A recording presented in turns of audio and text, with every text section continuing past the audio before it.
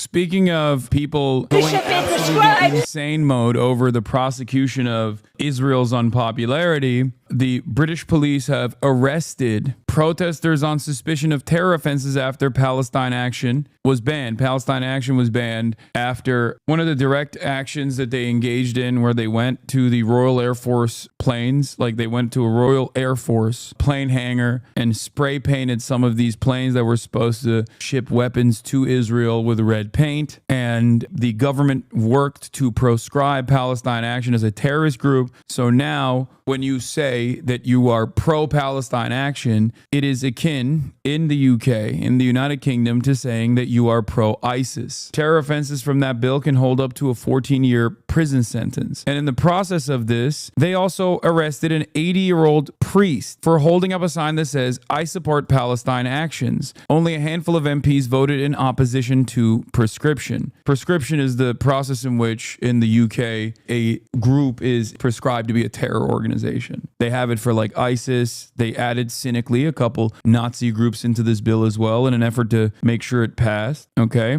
And now they're packing people up. By the way, JD Vance, you were completely correct that we do not have freedom of speech in this country, and you shouldn't have let Keir Starmer openly lie to you that we do. She faces now up to 14 years in prison and a criminal record as a terrorist, significantly limiting her ability to travel. In British law, she is the equivalent of an ISIS operative. Here is the extent of the British police deployed to arrest a handful of priests, professors, and activists for holding up signs that say, "I oppose genocide, I support Palestine action." Think about that. Think about how insane that is. I, of course, posted about this as well, even though Philip Proudfoot is adding JD Vance about the lack of free speech in the UK. I say JD Vance and Marco Rubio made a big show of how horrible the free speech rules were in the UK. Now that it's an actual egregious, cynical violation of free expression because it's against Israel, they'll say nothing. Hell, they champion the same restrictions here. Add insult to injury, Keir Starmer himself defended a group of anti-war protesters against the Iraq war that did the exact same thing that Palestine Action did.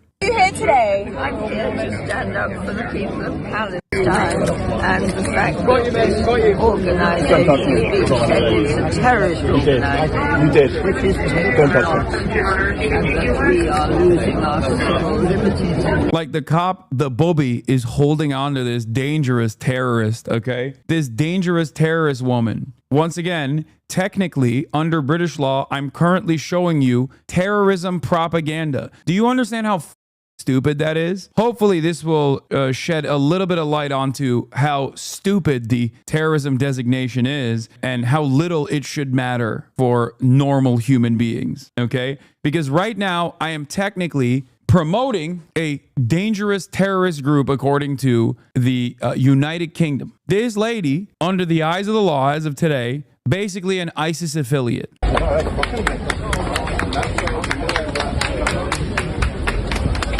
Yeah, British nationals who commit war crimes and participate in genocide are allowed, no questions asked, back into the UK. Also, a recent BBC story revealed that MI5 was protecting a neo-Nazi informant who was a known abuser and lied to courts about it. So I don't think our Prime Minister human rights lawyer gives a yeah. Add insult to injury, though, like I said, when he was a human rights lawyer, he defended in the courts, in the British court system, he defended someone who did a protest, did the exact same thing as Palestine Action, which was, I think, to spray paint or dump paint on planes that were supposed to fly to Iraq. I understand America's dedication towards defending Israel, but it really confuses me as to why UK takes such draconian action when it comes to things associated with Israel. I guess they're working towards Western interests, but I don't know. What do you mean? Israel is initially a British settler colony. Israel was created by England. Israel was created by the British. They made it, and they've actively participated in the genocide. At least currently, today, they have no reason to. They currently have no reason to do all of this. The reason why they're doing this is because they want to feel powerful. It's so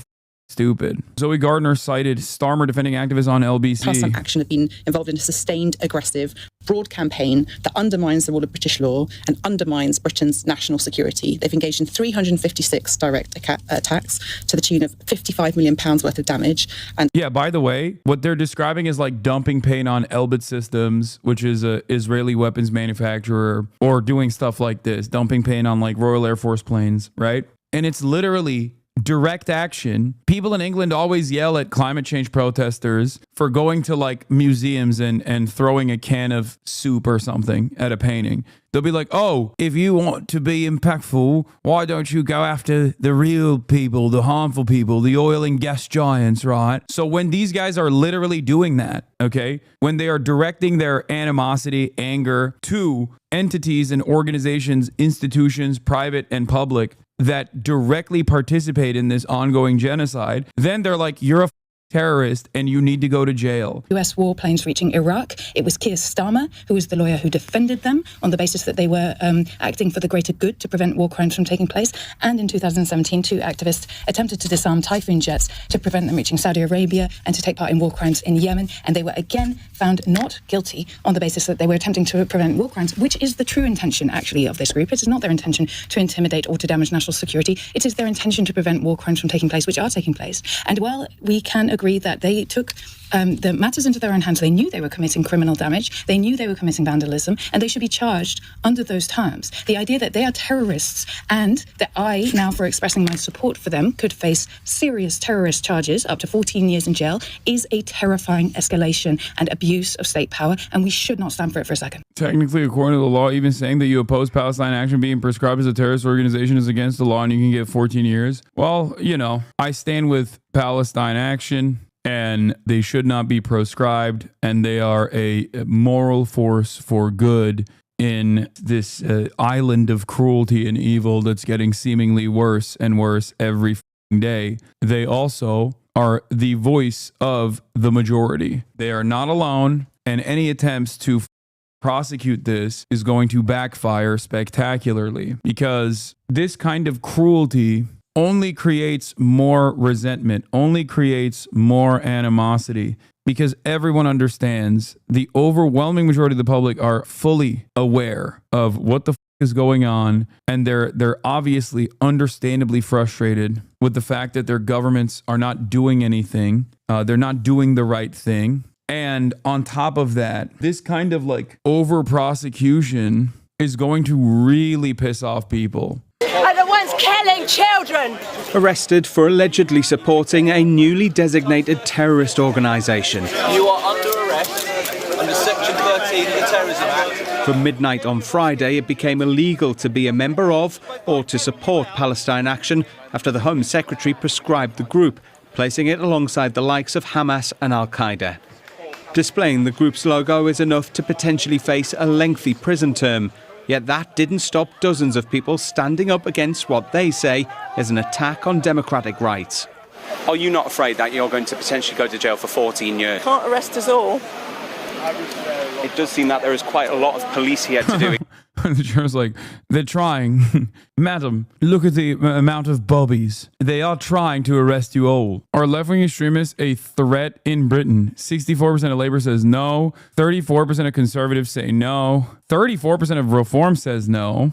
Overall, 47% say no. 36% say yes. That's crazy. The fact that there are 36% of the British public consider left-wing extremists a threat to Britain is nutty. The ability to prosecute people for only verbal support of a prescribed organization was only added in 2010. The Terrorism Act was put in 2000. Yeah. Poll, more in common. Ask voters to list Labour's biggest achievement after 1 year in power. The top answer by a landslide, nothing. Followed by NHS. Don't know what they did for the NHS. Maybe they did some. I haven't been paying close attention. Protesters are vowing to continue their action until the group is deprescribed. Now they will have to wait to find out the sentences of those arrested on Saturday and decide whether continued support is a risk worth taking. Oliver Whitfield-Mirchich, Sky News, London.